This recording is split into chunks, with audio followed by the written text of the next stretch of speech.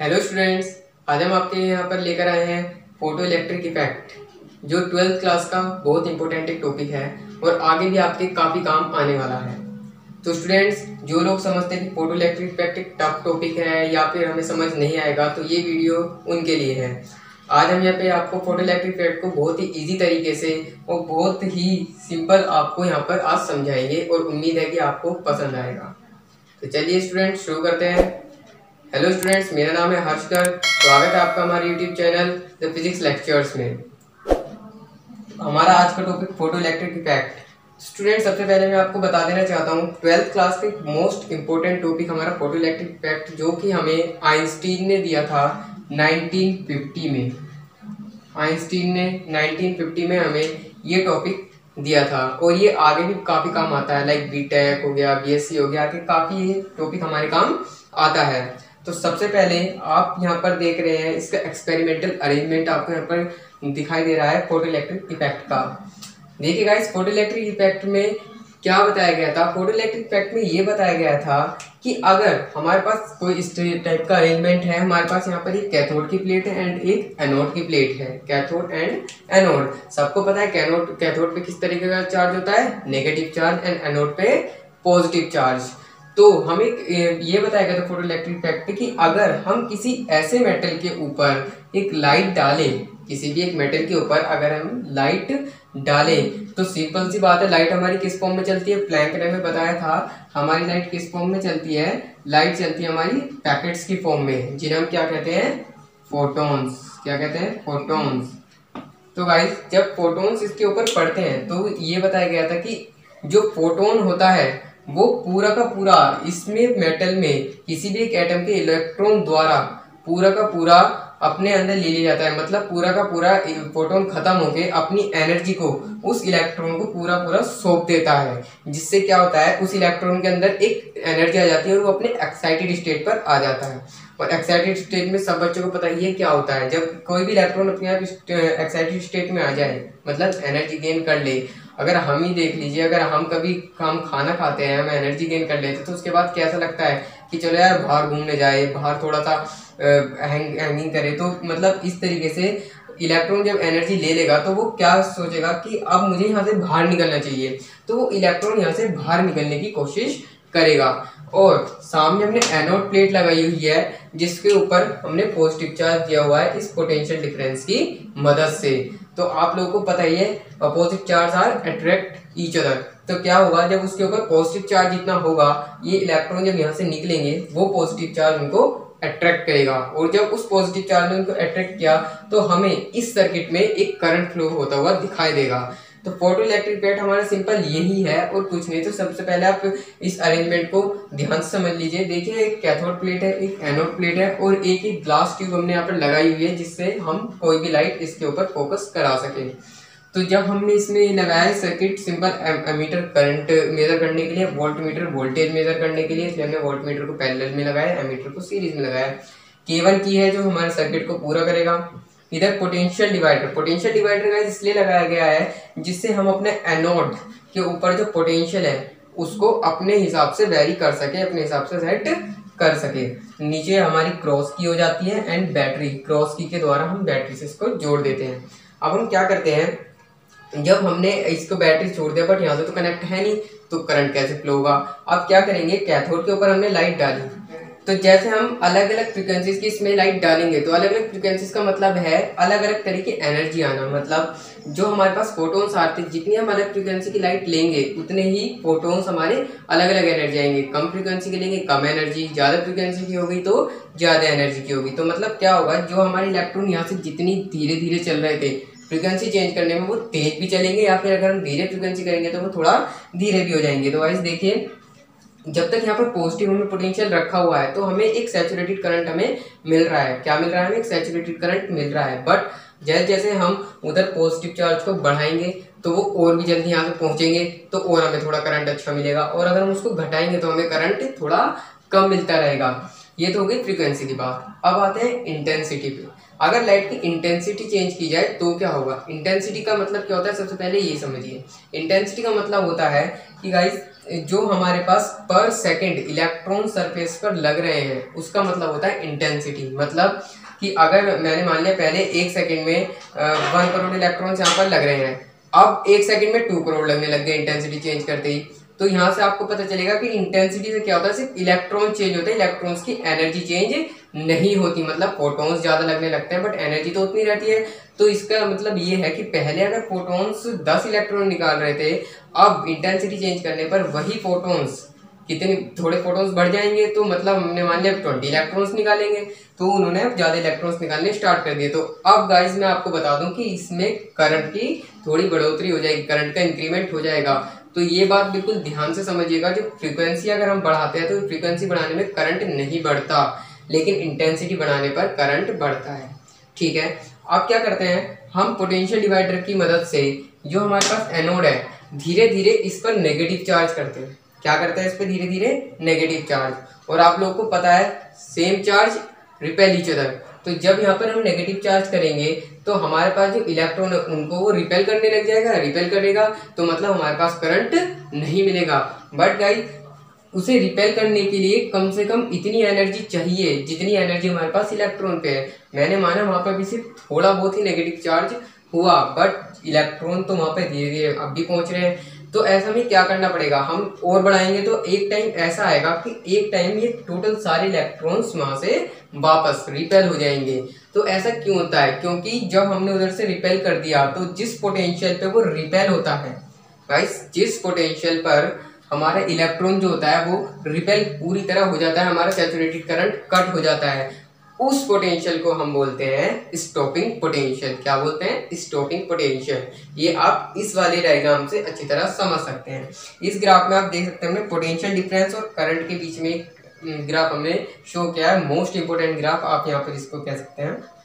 हम क्या कर रहे हैं, इधर से हम पोटेंशियल डिफरेंस बढ़ा रहे हैं पॉजिटिव की तरफ। तो जब आप पॉजिटिव की तरफ पोटेंशियल डिफरेंस बढ़ा रहे हैं तो हमारा करंट बढ़ रहा है, बढ़ रहा है, बढ़ रहा है। एक टाइम पे क्या आया, वो सैचुरेटेड करंट हो गया और अब वो कांस्टेंट चलने लग गया, मैंने मान लिया, क्योंकि हम पोटेंशियल डिफरेंस की तरफ बढ़ाते हैं पॉजिटिव की तरफ। अब हमने क्या किया, उसको नेगेटिव करना स्टार्ट किया। मैंने बोला नेगेटिव करेंगे, नेगेटिव जब करने स्टार्ट करेंगे तो धीरे धीरे करंट गिरेगा। देखिए सडनली नहीं गिर रहा है, मतलब नेगेटिव करके जब तक उसमें उतनी एनर्जी नहीं आएगी वो नहीं गिरेगा। सडनली नहीं गिर रहा है, धीरे धीरे गिर रहा है और एक टाइम ऐसा है जब करंट हमारा क्या हो गया, 0 हो गया। उस पोटेंशियल को V नोट से हम डिनोट करेंगे और वही पोटेंशियल हमारा क्या कहलाएगा, स्टॉपिंग पोटेंशियल। और जब हमारी स्टॉपिंग पोटेंशियल पे, जब हमारा स्टॉपिंग पोटेंशियल पे आ जाए, हम उस इलेक्ट्रॉन को बोलेंगे कि हाँ अब इसकी मैक्सिमम काइनेटिक एनर्जी है।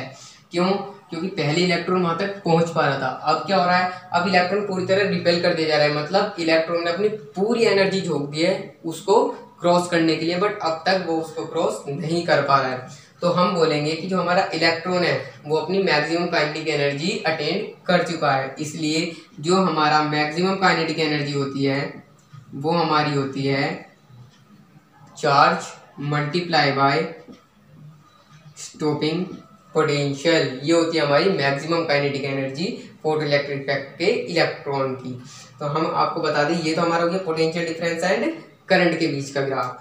तो थोड़ा आगे बढ़ते हैं, ये था पोटेंशियल डिफरेंस एंड करंट के बीच का ग्राफ। अब हमारे पास दो क्वांटिटीज अभी और बचती है, जो है intensity and frequency. Frequency and current के बीच का graph and intensity and current के बीच का ग्राफ, कि इंटेंसिटी बढ़ने पर करंट में क्या असर पड़ता है या फिर फ्रीक्वेंसी बढ़ने पर करंट पर क्या असर पड़ता है। तो गाइज आप यहाँ पे देख सकते हैं, मैं सबसे पहले इंटेंसिटी के बीच का बताता हूँ, इंटेंसिटी एंड करंट के बीच का ग्राफ। तो इधर हम इंटेंसिटी लेंगे,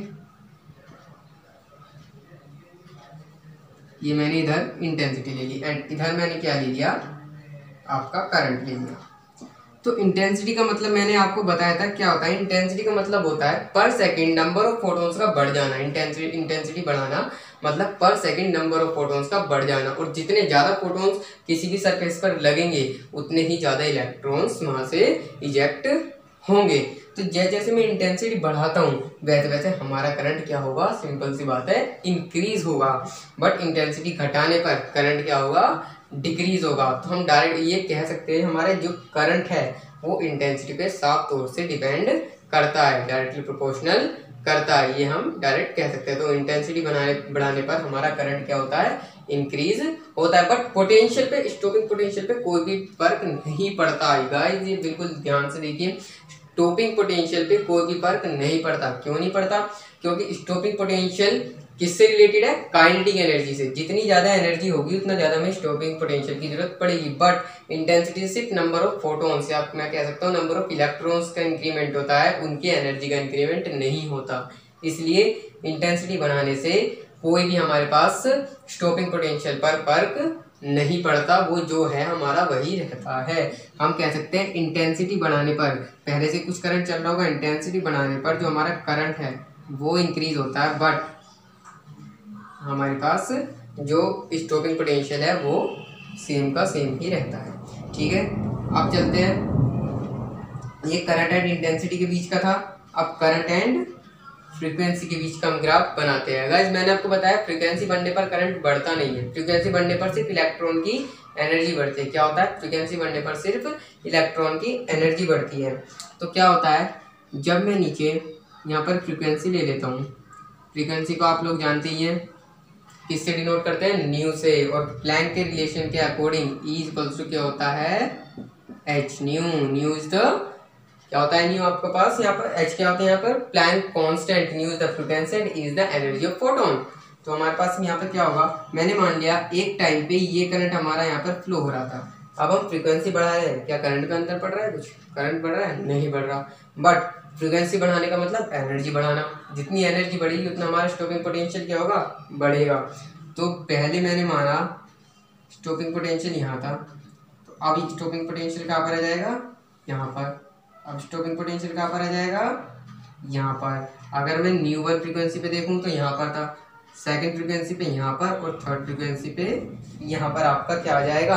स्टॉपिंग पोटेंशियल आ जाएगा। तो देख रहे हैं फ्रीक्वेंसी बढ़ाने पे सिर्फ किस चीज़ पे फर्क पड़ रहा है? स्टॉपिंग पोटेंशियल पे। फ्रीक्वेंसी बढ़ाने पर स्टॉपिंग पोटेंशियल हमारा क्या हो रहा है? बढ़ रहा है। न्यू वन पे यहाँ पर था, न्यू टू पे यहाँ पर, एंड न्यू थ्री पे यहाँ पर। तो ये तीन हमारी कैरेक्टरिस्टिक ग्राफ होते हैं हमारे फोटो इलेक्ट्रिक इफेक्ट के, जो इसको पूरी अच्छी तरह बता देते हैं। और स्टूडेंट्स एक और मोस्ट इंपॉर्टेंट बात होती है कि हम किसी भी लाइट से या किसी भी फ्रीक्वेंसी की लाइट से हम किसी भी मेटल से इलेक्ट्रॉन को इजेक्ट नहीं कर सकते। मेरा मतलब यह है, अगर हमें किसी भी मेटल से इलेक्ट्रॉन को इजेक्ट करना है तो हर मेटल के लिए अपनी एक थ्रेशोल्ड फ्रीक्वेंसी होती है। थ्रेशोल्ड फ्रीक्वेंसी क्या होती है इसके बारे में बताते हैं।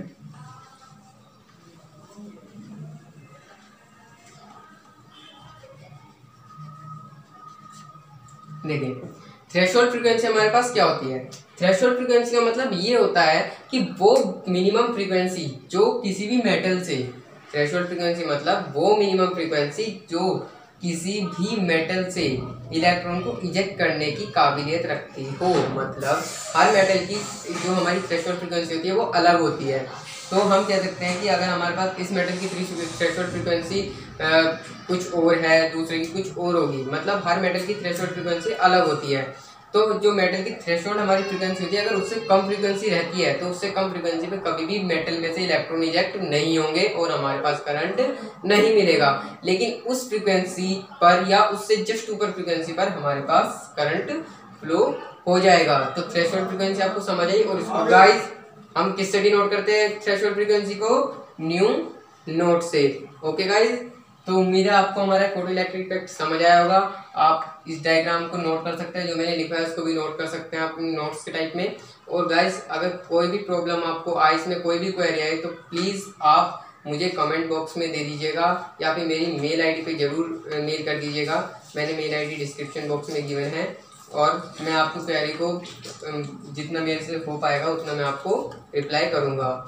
और गाइस अगर आपको हमारी वीडियो अच्छी लगी, अगर आपको हमारा चैनल पसंद आया तो प्लीज़ हमारे चैनल को सब्सक्राइब करना मत भूलिएगा। लाइक पर जरूर क्लिक कीजिएगा, बेल आइकन पे क्लिक करना मत भूलिएगा मेरी आगे की वीडियो की नोटिफिकेशन के लिए। एंड प्लीज़ गाइस मेरे चैनल को सब्सक्राइब कीजिए और मैं आगे अच्छी अच्छी वीडियोज़ आपके लिए लाता रहूँगा। Thank you.